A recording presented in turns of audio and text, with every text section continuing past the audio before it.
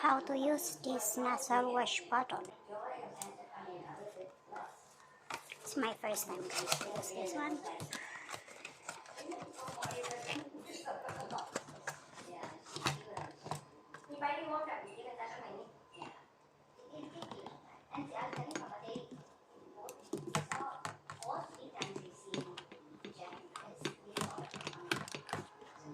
Ayan, ito ipapasok sa butas ng pilong. And then we have this one. We will put inside the bottle. And this one we will put boiled water.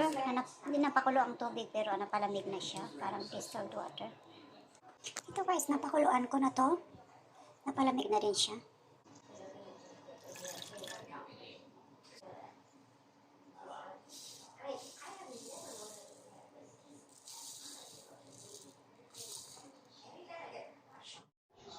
Then this one we need to cover and then shake it.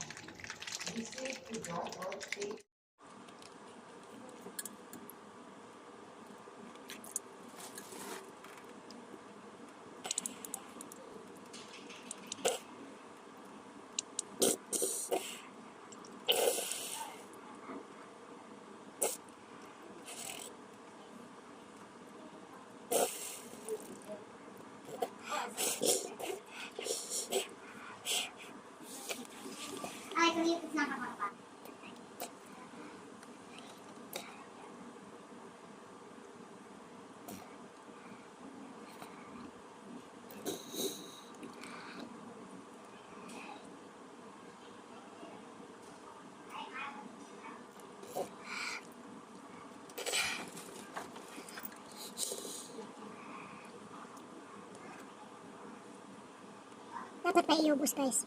Sayang yung kabot.